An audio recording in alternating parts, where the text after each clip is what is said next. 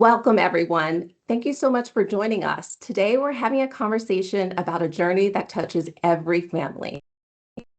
Whether you're a parent, a grandparent, perhaps an aunt, an uncle, helping the next generation build financial independence. I am Tasha Childs, Assistant Vice President and Marketing Manager, and I'll be your moderator today. I'm really excited to introduce our expert panel. First, joining us is Elizabeth Wagner, Senior Vice President and Director of Institutional Wealth Management. Elizabeth leads our endowment, foundation, and charitable practice, bringing over 2 decades of experience. Also joining us is Don Lyons. He's Senior Vice President and Wealth Director for the Greater Philadelphia region. Don leads a dynamic, advice-driven team of investment, wealth, and trust advisors. Welcome, both of you. Just 2 housekeeping notes. First, you'll see at the very top a Q&A button on your screen. Please use it to submit your questions as we go. We'll answer as many as we can at the end. And second, this webinar is being recorded and we'll send you a replay link afterward. So let's dive into the agenda.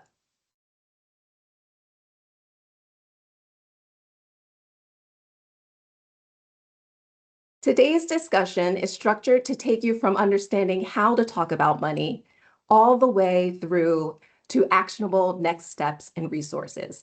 We'll move chronologically through the ages and various stages of financial education.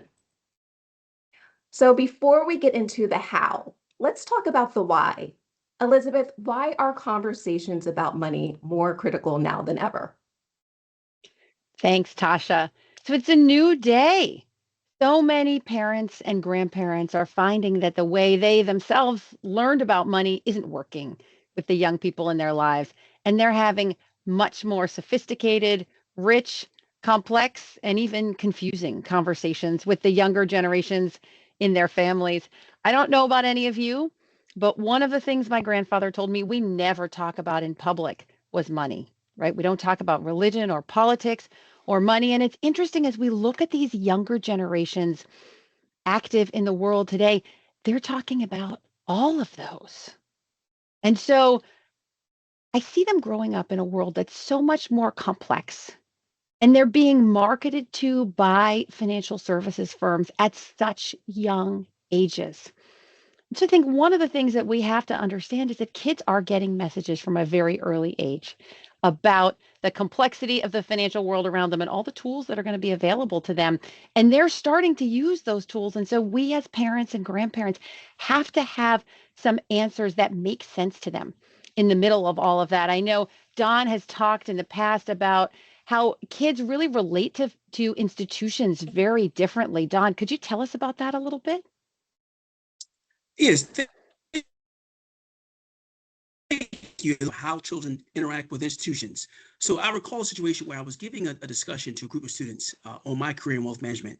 And I explained to them the differences in terms of how we operate from a dedicated servicing standpoint. I was explaining how each client at Bryn Mawr Trust has a dedicated investment advisor, wealth advisor, private banker, planner, etc. And I was explaining how when you call us, you have the same point of contact, as opposed to calling your traditional bank. You get an 800 number and you can get a random person. And so I asked this group of students kind of what was their experience in calling 800 numbers. And he looked at me as if I had 2 faces. And so one student was able to say, I've never called my financial company. And the other student said, yeah, I've never called myself. And so I asked them, how do you interact with financial companies? And the majority of them said we either text them, video chat or email. So it speaks to the generational shifts relative to their generation versus ours. And I also think with the advent of social media, children are much more financially savvy than they were in previous generations. In fact, if you look at it, I've had multiple conversations with college students and high school students, and there is not a time where they have not talked about cryptocurrency being an alternative investment asset class, right? From Bitcoin to Doge, et cetera. It's always a topic of conversation. And I think we have access to fintech apps now. And so this has democratized investing. And so children in this generation now have access to tools and resources that we didn't have access to in our generation. So having conversation around finances isn't necessarily an expectation. It's almost expected at this point. Now, Don, let's set the framework. What are the 4 principles that work across all ages? Yeah, great question. So I think in terms of principles, right, I think you want to look at it from number one, an age appropriate standpoint. And you want to tailor your message to the child's age and maturity. So, for example, the conversation that you'll have with a 5-year-old are markedly different than the conversation you'll have with, let's say, a 50-year-old. With a 5-year-old, you may be discussing what money is and how it's used. With a 50-year-old, you're probably discussing how you actually spend and save money. So having a tailored message is going to help your child long term. Regular family meetings is also critical. And when we talk about family meetings, we're not necessarily talking about having a full-fledged sit down, but really what you want to do is engage your child in conversation around money on a consistent basis. And I think consistency is key. So, for example, if you do a little bit over time, that's going to add dividends along the way. So, for example, if you're having conversation with your children, say on a weekly basis about money, over the course of a year and over 10 years, that's going to lay a really strong and solid foundation.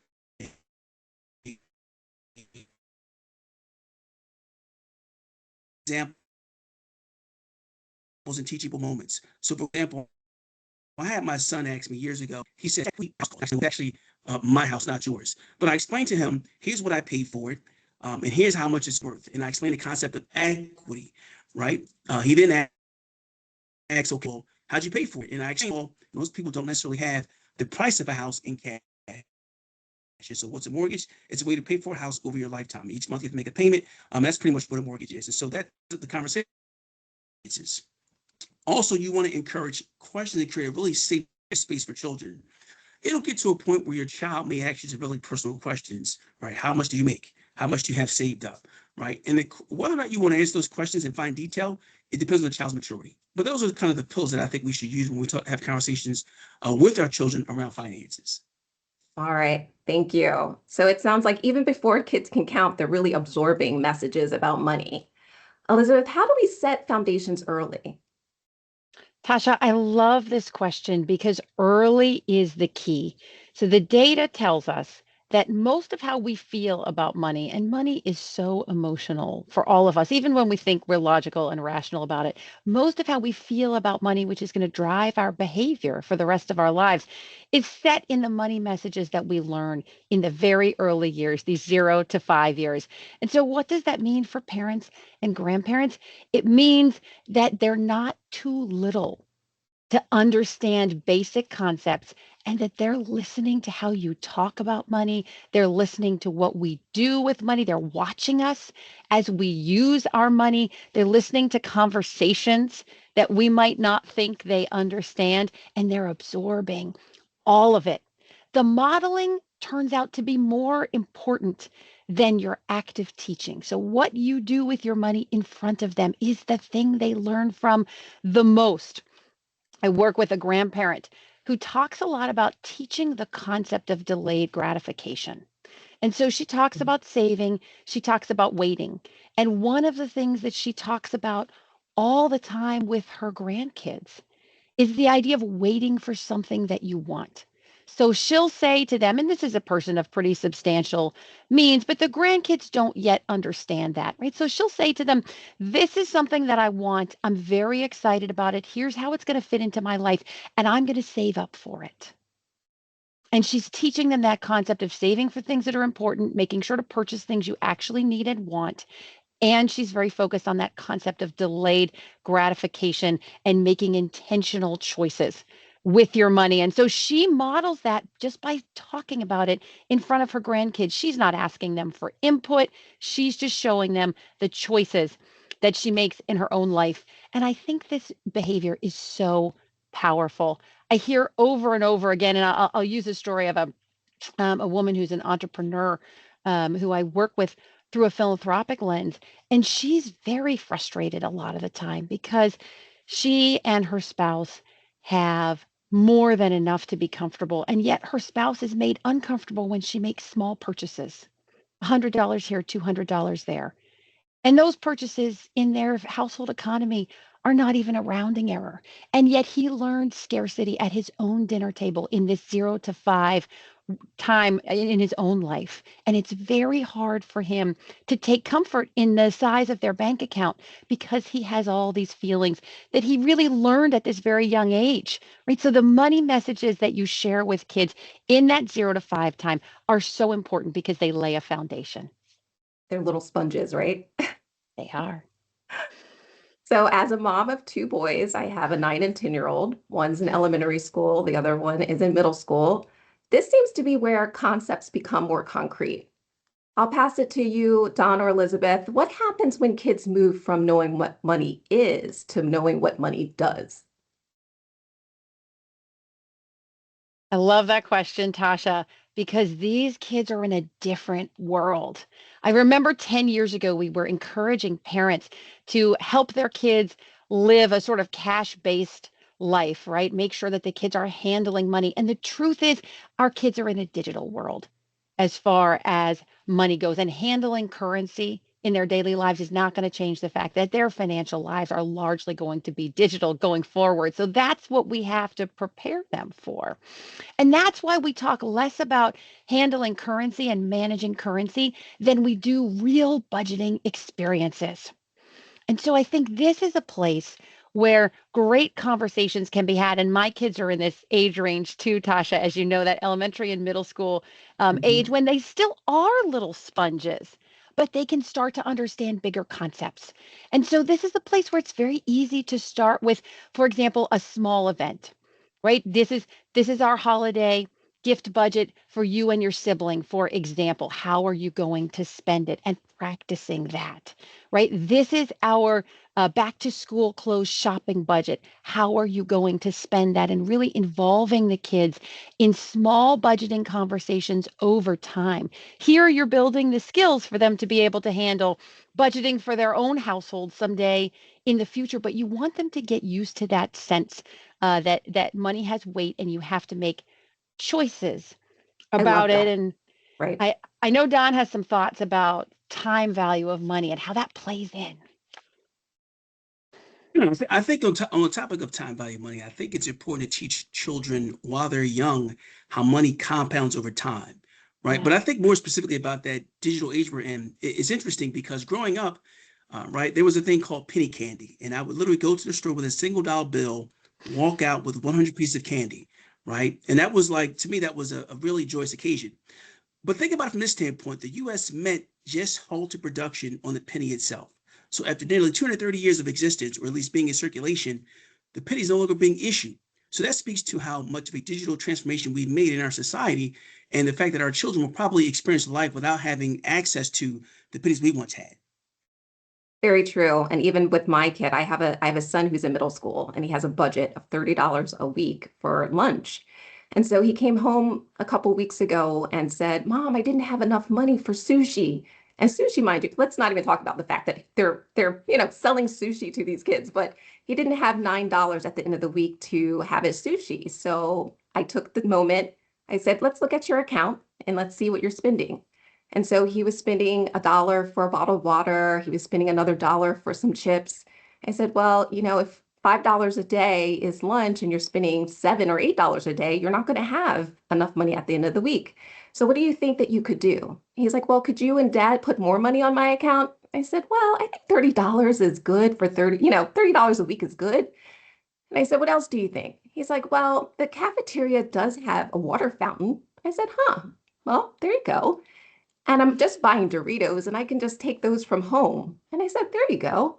So I guess I'll just take my bottle of water or I'll just use the cafeteria water and I'll take my snack. So it was interesting because I think it was really helpful for him to understand the trade-off. There's a trade-off. Like, there's a budget of $30. You can either have your snack or you can take your snack so that you can have sushi at the end of the week. And like you guys were saying, I mean, it's the concept that they're digital only kids. Like money is abstract and they don't have cash like we did growing up. And I think it's interesting, Tashi, because those are principles that we can actually use as adults, right? How many of us buy a lunch each and every single day as opposed to brown bagging it? And that actually adds up over time. So I think those are principles applied to not just children, but also us as adults. Absolutely. All right, so the teenage years is where we shift from teaching to coaching.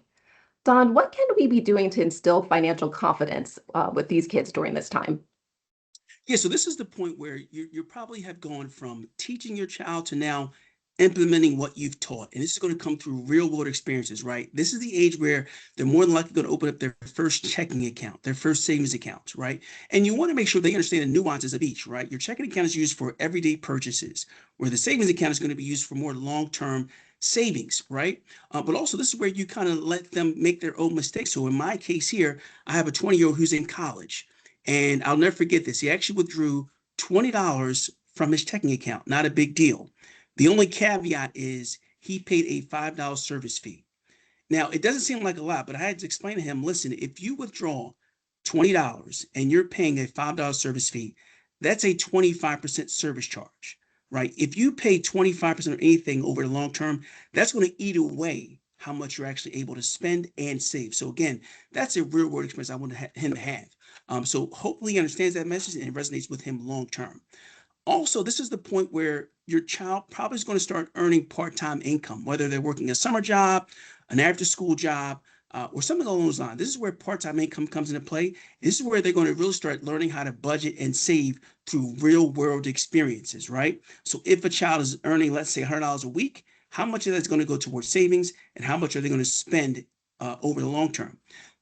This is also a critical age because if you have a minor child, this is where you can introduce them to the concept of saving and investing, not just practical, not just theoretical, but practical experiences. So, for example, the Roth IRA for minors is an option. So, for example, if you have a minor child who has part-time income, they are allowed to contribute up to the maximum amount of $7,000 or 100% of their compensation, whichever is less.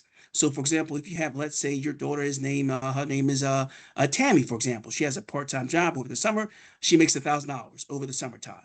She actually has the ability to invest that $1,000 into a Roth IRA. And to add to that, one of the things that you can do is to kind of incentivize them to save, is to offer a match to that Roth. So, for example, you can say to your child, for every $100 you put into a Roth IRA, I will match that contribution. And again, that's getting them a habit of saving, and it's incentivizing them to save over time. Also, the Roth IRA can be used to really start talking about investment from a practical standpoint. So you want to make sure that you have a well-diversified portfolio within your Roth IRA, but you can also teach them the value of investing through products and services that they actually use. So, for example, I taught a stock market game a couple of years ago for some children. And one of the things that I had them do was I explained to them, you want to invest in companies whose products and services that you actually use, right? Now, if you think about it, you wake up, you have to turn on the lights, you brush your teeth, right? Who provides that service? Who provides those products?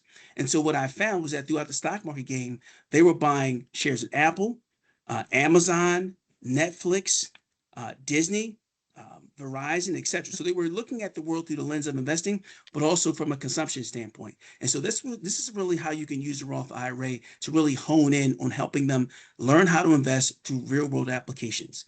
And you also want to stress the fact that money should be used as a tool, right? It's a means to an end. And the question becomes, what do you gain for your money? And it's really about outcomes and achieving objectives. And also, I see a note here about fairness versus equity, or at least equality versus equity. When we talk about equality, it's really just making sure that everyone has the same thing, or at least making sure that it's equal. But really, equity is giving your children what they need to succeed. So, for example, we've had clients that give each of their children the annual gift tax exclusion of $18,000 per year, right? Each child gets that no matter what. However, you may have a child with special needs. And so he or she is going to require a little more because you want them to have the same outcome and the same opportunity for success long term. And so that's really a dynamic that we deal with quite often when we talk about wealth management. So, Elizabeth, for families with significant wealth, the teen years is where they begin the legacy conversation. What specific steps should parents and grandparents be taking to prepare the next generation?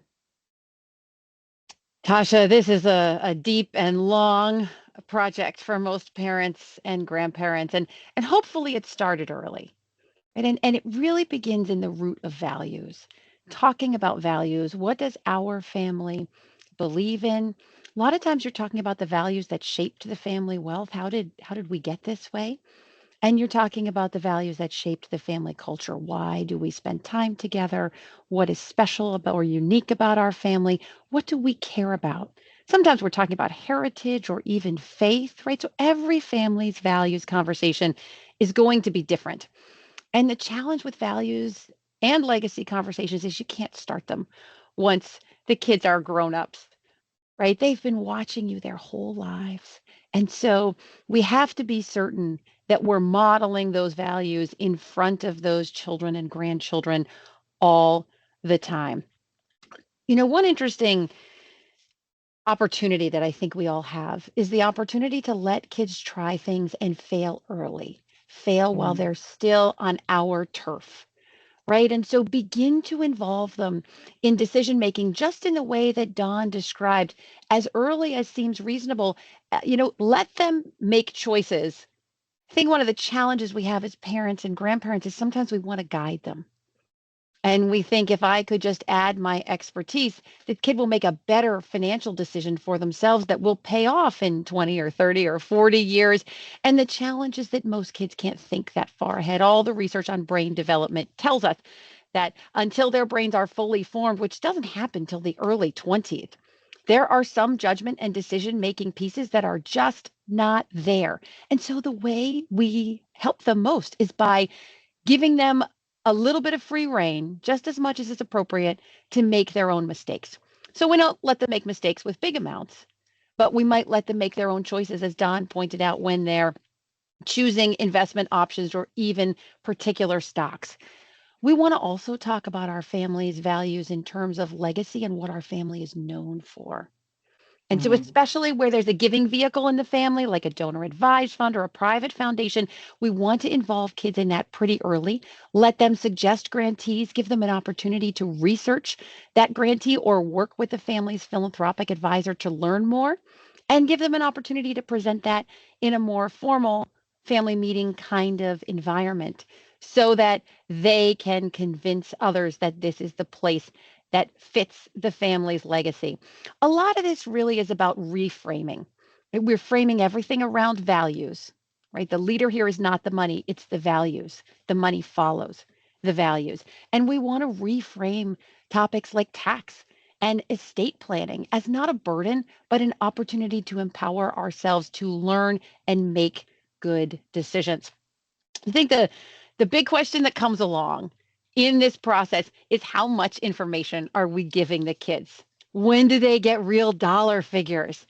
And sometimes it's easiest if there's a family philanthropic vehicle to start there.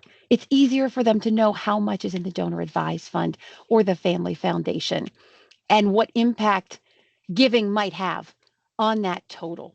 Right? Sometimes it's easier to start there. But ultimately, we are in an environment where kids have lots of access to information about specific dollar figures that might be a little frightening to us. I remember working with a client who sold a couple businesses and was adamant that his kids didn't know how much money their family had. And yet, when I Googled those transactions, the numbers were right out there. They were the first and second hits when I Googled looking for that information. And when I showed him, he said, "Oh, I didn't realize how easy it would be for my kids to get this information." So when you know your kids have access to publicly accessible information about your wealth, be really upfront about that. Sometimes the information that's out there is wrong. So be clear about that too. But think about maturity. Think about when the kids are ready to handle information and be clear about your expectations about how they're going to use that information or share it. But I would go back to that key about values and what is the job of these dollars in our family first. Then what are we doing with these dollars? I love that. The key message, focus on values and impact first and dollars second. All right, so preparing for the real world. This phase is where theory meets reality. It's filled with many firsts. We talked about this in our planning. First jobs, first car, first apartments, and going to college. Don and Elizabeth, talk to us about preparing this group for the real world. So I think this is where guidance comes into play. And I think about my first full-time job out of college, and I received my first paycheck, or at least several months into my job. And I had worked at UPS previously, and anyone who's worked at UPS knows that UPS covered full benefits at one point. And so when I looked at my paycheck, I noticed that there were deductions for medical and health insurance. And I was livid. And I'm like, what? Why am I paying for something I didn't ask for? I'm like, why am I paying for health insurance, right? And so I didn't have the education to understand that. That's how the real world works, right? You have to pay for your own medical and health benefits.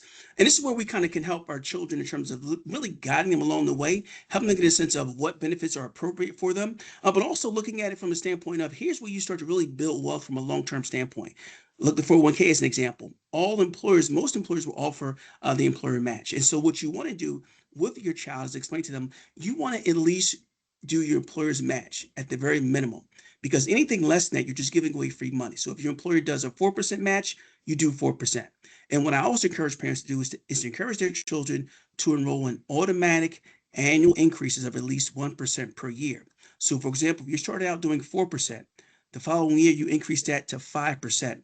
That's only a 1% increase, but it represents a 25% increase in your overall savings rate, right? So you go from 4, 5, 6, 7, 8% onwards. And by the time you're advancing in years, you're saving a higher percentage of your overall salary. So I think it's important to really get clients or children to get a sense of how that works over time. And it's really almost a compounding effect. Also, I think it's important to really get a sense of credit responsibility. And I think one of the ways that you set your children up for success is to add them as an authorized user for your credit cards, assuming it's a low balance credit card that you're paying either in full or a good amount each month, because that's going to help drive their overall credit score. And the good thing about it is, if you have a long track record, your children will inherit that history. So again, what drives the credit score is going to be your credit utilization rate, on-time payments, and the history itself, amongst other things. So again, if you can set your child up for success early on, that's going to pay long-term dividends down the road there. So I think those are some of the key takeaways that I think will be important for a child as they enter early adulthood. Elizabeth, I'm not sure if you have anything to add to that.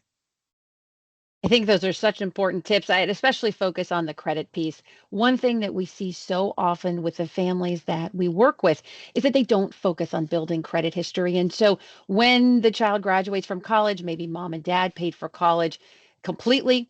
Maybe they paid for the first car, right? And the kid is going out in the world really with no credit history at all. And that's not a help to a young person. Right? Eventually, they are going to need something to indicate that they are credit worthy as they get older and begin to look towards bigger purchases where they'll need credit, things like a first house. And so I think having that conversation early, talking about college financing, even if you plan to cover the whole cost, talking about what it costs, how you're going to fund that, and what assets you're going to use to fund it, talking if you've used a 529 to save for college, talking about how much you put in versus how it grew over time. Every single piece of that college financing conversation is an opportunity for a really great values-based exploration of financial literacy concepts with your kids. So I really encourage that opportunity, that the whole lead up to college is an opportunity to have those critical conversations. The other thing that we start talking about in this age range is what are our expectations as parents and grandparents about how much of your life we're going to keep paying for, right? We call that the bank of mom and dad sometimes. But realistically, how long are you going to stay on the cell phone plan? I was just talking to someone who approaching age 40 is still on a parent's cell phone family group, right? How do we feel about that? Does that feel fine to us? If it does, great. But if it doesn't, make that expectation clear. How long are you going to be on the parent's car insurance? Right? Make that expectation clear. So this is a great opportunity to point out that there is no one size fits all way to approach this time in a young person's life, but the conversations matter so much. And parents and grandparents being transparent about their expectations of when and how kids are going to assume responsibility for their own financial lives are the key here. Absolutely. So do you have something And else to say, Don? I want to kind of piggyback off of that, Yeah. because I think there's a fine line between hurting your child and helping your child. And that's a decision you have to make within yourself and within your child's own capabilities. But I do want to go back to the 529 plan example you used, Elizabeth. A couple of years ago, I actually had a client call me about their 529 plan, and the benefit was their child received a full scholarship. So they had a significant amount of money left in the 529 plan. And they were asking me what options they have at that time. Well, during that time, the only thing they could do was add the beneficiary as one of the siblings, right? Or withdraw it and pay taxes, essentially. Lo and behold, Secure Act 2.0 comes out. And here we go. You have the ability now to use that 529 plan to start funding a Roth IRA up to the maximum contribution limit. So again, it speaks to the value and the power of a plan that you can implement within your child's life if you have resources to do so. So I just wanted to add that as a nugget of truth there. Very good. So we've covered a lot of ground. We could even do another webinar on giving. We could do another webinar on legacy planning. But what are some of the actual items we can take away today and resources available? Tasha, let me jump in here and Let me jump in and suggest a couple of things. First of all, look for those teachable moments. You've heard so many examples today in this conversation of how we as parents and our clients as parents and grandparents have found those teachable moments and used them. They come up, when you're sorting laundry or when you're trying to do 6 things at once and you don't have time to really think it through. And I just want to encourage you about the power of stopping and engaging with the young person in your life in those moments. I want to reinforce that sense of values drive decision making. The dollars follow the values. And we can't do too much. Right? We have to teach one thing at a time. To the degree we're trying to teach rather than just modeling, we can't do everything. And so pick one concept that's important to you out of all of this and just focus on that for a little bit, bite-sized pieces. And then as we think about issues like legacy, think about giving. For so many of us, giving has become an invisible way that we give back. And so, what does that mean? It means we're gifting through, for example, online giving. So, it's a transaction that happens in the ether. Kids and grandkids don't see that. Or we're using tax planning strategies that allow us to give more, like qualified charitable distributions from our IRAs if we're 70 and a half or older and grandparents, or we're gifting appreciated stock. All of those are things that the young people in your lives can't see because they're digital transactions. And so be very transparent about that giving and involve your kids or grandkids in those charitable giving discussions as much as you can. Just because they can't see the transaction doesn't mean they can't understand the impact. So those little consistent steps performed over and over and over, modeled in front of kids, discussed with them when they're ready or when there's a teachable moment, that adds up to much more than the occasional big gesture. And so I would encourage everybody who's thinking about how to work with a young person in their lives to look for opportunities to model, use those teachable moments, focus on one skill at a time, and use giving in particular, if you're a generous person, as a small little ecosystem in which you can practice these skills. And what are some resources that we can share? So there's so many trusted resources to help you navigate these conversations. Every one of them is a good starting point, but try them out. Find what fits for your family's needs and especially for your values. So one book I love is The Opposite of Spoiled by Ron Lieber. He was for a long time the New York Times columnist on this topic. And he talks a lot about how to engage with kids around money conversations. He talks about how some of what we have been doing for a long time is really preparing kids for our past. And instead, we want to prepare them for their future. It's got practical advice for every age. For families where kids are going to be inheritors of meaningful wealth, I really like Raised Healthy, Wealthy, and Wise because it helps you think about at every age, but especially as kids' brains get ready to talk about some of these more complex concepts, helps you figure out how to stage these conversations so that you can meet kids where they are and also communicate your expectations, which can sound kind of heavy to a kid the first time, but it's necessary to work our way through those over time. I know Don has talked about the stock market game and how hands-on learning about the stock market for kids is so valuable. And Don would encourage you to use that. I know he uses that with all his financial literacy classes. And then we've talked a lot about how money lives in a digital place for all of us and for our kids.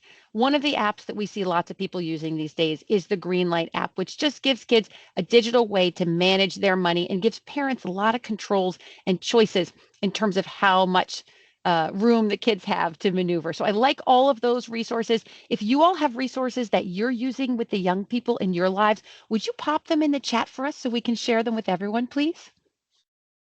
Wonderful. So I think we were at the Q&A portion. Yes, if you can please use the Q&A button at the top of your screen, you can go ahead and include your questions. We'll get to them. But there were some pre-submitted questions that we can go over now. We got one person who said, at what age for both parents and children should parents be transparent about their portfolio? Oh man, that's tricky. I put something up on LinkedIn that said we were going to talk about all the third rails of wealth and estate planning in this conversation. And that's one of them, right? How soon is too soon? How old is too old? And I would go back to a concept that we just lightly touched on a little bit ago, which is maturity. And you will know better than we will at what stage the young person in your life is ready to know the real numbers. I will say for someone who is going to inherit significantly, 30 is too late, much too late to at least understand the scope of that inheritance because we need to be preparing them for it. And there will be a lot of preparing to do. And so thinking about realistically, when does my child or grandchild need to know what's coming? I think is a really key piece. This also is going to be influenced by how many, what you think about the quality of their financial decision making, right? How many good decisions are they making versus how many decisions where you have questions or concerns, right? You might also choose to tap other resources if you're concerned you're not moving fast enough. This is a great time to call your Bryn Mawr Trust financial advisor and talk with us about the financial education that we can offer for inheritors at every stage. Because I do think sometimes it's so hard as a parent or grandparent to start these conversations. But to go back to that core of when do they need to know the numbers? You want them to know the numbers before they have to know them, right? Before something like an incapacitation or a death forces them to know the numbers. You want them to at least understand scale, but you don't want them to know the numbers until they're old enough to have a context for those numbers and to understand what's expected of them and how your family's values drive your choices about those dollars. So all of that is a long-winded way of saying there's no exact right age. There is a right age for your family and your particular child. The one thing I would caution you about is if you have a kid who's really, really good at this, getting all the concepts, eager to help, maybe a typical first child, right? The age at which you introduce that child to information is likely going to be the age at which other siblings find out. And so keep that in mind that information moves through sibling groups in a different way than you might expect. So think about, especially with the eldest, is it appropriate for the others to hear about this at this same age? That's a good idea. It looks like we have another one that came in. It says, are the online investment calculators accurate? Kids will ask because of the escalating returns seemed pie in the sky versus real life experiences. Is there a more real life electronic model that factors taxes and other economic facets to an expected portfolio forecast? That was a long-winded. Yeah, that's a really great question. I think so I think most of the online models, for example, you can use NerdWallet. The Calcs is a good one, but I think you want to be very conservative in your estimates. So, for example, if you start out with, let's say, $1,000 of an investment and you contribute $1,000 per year, if you model in a 15% rate of return, that's going to look markedly different than a conservative number of, let's say, 6 or 7% return. So I think you want to be very conservative in how you're estimating and inflating the overall numbers, because they can seem aggressive, but they can also be accurate. But I think oftentimes it's the time frame. If you're looking at 30 years, right, you go from 0 to a million in 30 years, that's very likely. But the question becomes, are you disciplined enough to be able to maintain that over time? So having certain calculators can help. I think also this is where we come in as financial advisors and planners to really help you navigate those situations from a taxing standpoint, an economic standpoint. So you certainly want to speak to your Bryn Mawr Trust advisor to really craft out and model in the accurate assumptions going forward. All right, let's see here. I think we got another submitted question. Do you have any tips for adult children trying to save for a house when housing is so expensive? Oh, that's such an interesting one. And Don, I know you're going to have a lot to say because you do this all the time in your financial literacy training for young people. I just read a survey from the National Association of Realtors that said this year the age of first house purchase has finally climbed to 40, which is just a different animal. So I think about 15 years ago it was 28. And so it's a very different housing environment than it was even just recently, than it was even when the parents of these kids were buying a first house. And so I would say, especially where you have already begun multi-generational conversation, where parents or grandparents have followed some of this outline and are talking to kids, start that conversation early. Don, I know you have some specific things, so let me let you jump in. No, I think you covered it pretty succinctly. I think to your point, Elizabeth, it's really going to be about starting as early as possible, especially now with home affordability being so aggressive. So you want to start that conversation as early. You want to start implementing plans and a saving process in place as early as possible. And to be quite frank, this is where I've seen a lot of parents come in and assist their children, right? I have seen parents literally liquidate a portion of their portfolio to help their kids fund a down payment. I have seen our clients use loans, right? Using their portfolio as short-term collateral to bridge loans to buy homes. So it's going to be really help. It's going to be incumbent on the parent to really help out at this point, just given the cost of home affordability. You know, Don, you're reminding me of a client story that I heard just recently. It's a client with 4 kids. And the first child bought a house, and the third and fourth children bought a house. And the second child did not realize that the parents had helped fund all of those purchases. And for whatever reason, you know, the other kids were kind of ready to go. And so they started the process, and then the parents spoke to each one of them and said, well, we'll help. And the parents try to do the same amount for each child, but they didn't go to that second child and say, by the way, we've helped all your siblings. We would help you in the same way. So I would say this is a place we're thinking about equity versus fair, right? Yes. Equal, fair. What does that mean? That's really important. We see, I would say constantly, Don, I think based on your comments, you would agree that right now, parents and grandparents who can are helping young people buy that first house and sometimes helping them expand or grow into the next one or make that one bigger. I see a lot of parental help here. And so this is where I would say, please be very upfront with the young people in your lives. If you're planning to help them, tell them and tell them what the conditions are on that help, right? You have to reach this savings mark, or you have to, whatever it is that's important to you. Be clear about the conditions, tell them what the help is going to be, and make sure that everybody you intend to help knows that it's available to them. All right, we have some more that came in. I think that we've addressed this, but maybe you guys have an additional advice for this person. Knowledge is power. However, I believe, or this person believes, hands-on experience boosts confidence, especially for her child. Any advice on giving young children confidence and experience on the topic of money versus money and savings, so that they don't have worry, dread, or boredom toward the topic? Yeah, and I think that kind of touches on everything we kind of talked about in this session today. I think it starts out with letting them kind of explore on their own, make their own mistakes, but give them guidance over time. I think the sooner you can start your child off, the better they'll be long term. That's kind of how I would approach that. I'm not sure, Elizabeth, if you have any additional comments on that. Don, I totally agree. I love the budgeting conversations, right? So, Tasha, your example about working on a budget, obviously, you're providing enough for your child to have lunch every day, but you're also asking him to work with a budget when you know this is a challenging moment for him. And so he has to struggle a little bit. He has to figure it out.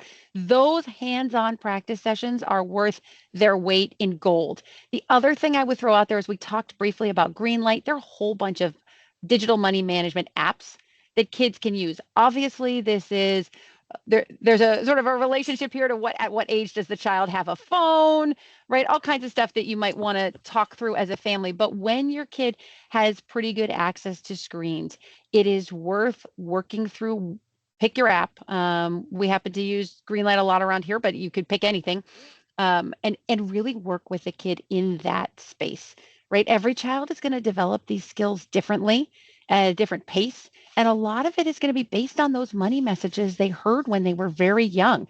And so use the opportunity for the child to practice managing money in a digital space through one of those app-based digital money managers so that you can do it together, right? Don't give that just to the child, but figure out a way to do it together. There are a ton of parental controls on those things. You decide how much influence you have versus how much influence they have, but use some of these tools together to get the practice. I totally agree that practice matters. I also think just from my perspective, I know that we're in a digital only, era, but giving my kids cash, like I intentionally try to give them cash, especially for going to like the movies, they can get their pops so that they can sort of see how much things are, how much they're getting back, really having that moment with cash rather than it being something very abstract. So, that's another thing Yeah, I do to try to help them understand what money does and how to use it. yeah, that's a good point, Tasha. That's actually something I do with my youngest one. I actually will alternate. So he loves Aunt Annie. So whenever we go to the mall, he always wants a pretzel and a slushie. So there's times when I will give him $10 or $15 so he gets a sense of how to use it. And there's time I'll actually allow him to use the card, but I want him to get a sense of how to use both going forward. So that's a really good point, Tasha. Right. We have some time for a couple more. How do you balance wanting to give your children advantages with not wanting to create dependency or undermine their work ethic? Don't we hear that one all the time, Dawn? Oh my goodness. I will tell you that this is the single biggest conversation that we tackle in the charitable arena. And we're seeing it a lot in the second half of the baby boom generation, which did tend overall to create a fair amount of wealth. And a lot of people are starting to realize how much wealth their estate plan currently transfers to their kids. And they're concerned that even as adults, their kids are not ready to handle that kind of wealth, or that kind of wealth would materially change their kids' lives in ways that the parents think might not be positive. And so some of that conversation is about the individual person, right? Is this person ready to manage this kind of wealth? Some of it is about our family's values. And how do we think about the role of money in our family? What is it here to do? Don, I know this is a conversation where you're on the front line, so let's move from the abstract to the practical and hand it to you.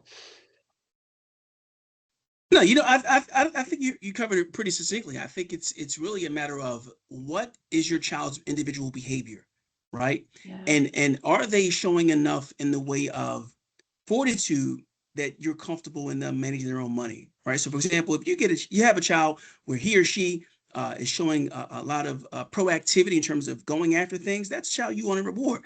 If there's a child who's less than proactive, this is where you want to pull the strings back or at least push them a little more. So I think it's really a case by case basis, though, in terms of what makes sense for one child versus the other. One thing I would just add to all of this is expectations matter, and we all have them. And so communicating those expectations clearly to the young people in our lives, saying, we will be ready to trust you with this when you can demonstrate that you can do that. And I think that piece is so key, because we are going to find if there are more, if there's more than one young person in your life, they're going to come to it differently, just as Dawn said. And so being clear about what the expectations and mileposts are along the way is going to go a long way to helping us explain to different children why they might get different amounts of information or access to capital at different times. It's to be really clear about those expectations and start those conversations early. We should be having those conversations about expectations and inheritance starting in those teen years. And I do want to add that you have to come to reality, and I'm learning this myself, is that children can come from literally the same parents, the same background environment, and have different outlooks and views on life and different behaviors. And so you have to accept the fact that children are just different. And so you do have to prepare yourself from a financial standpoint to really get a sense of how will you position one child versus the other. And I've seen that time and again. For example, we have some clients who have children with a substance abuse problem. And so you have to make sure that you have guardrails in place to make sure that child is, number one, taken care of, but they don't squander the wealth that you've actually built for them. Absolutely. All right, we have some more and we still have time. We've heard about charitable vehicles like DAFs being a great tool for parents to get kids involved in charitable giving. Do you ever see parents utilizing DAFs as a tool for teaching investing and financial literacy to children? Oh, Tasha, this is my favorite. Thank you. So, whoever submitted this question, I want to tell you about my friend Jack. Jack is a parent and grandparent. Jack was just an extraordinarily talented person in this regard. So Jack was a bank president 3 times over, and he set up a donor advised fund when his grandkids were very small, and they weren't quite in diapers, but they weren't far past it when he started inviting them to meetings of the donor advised fund.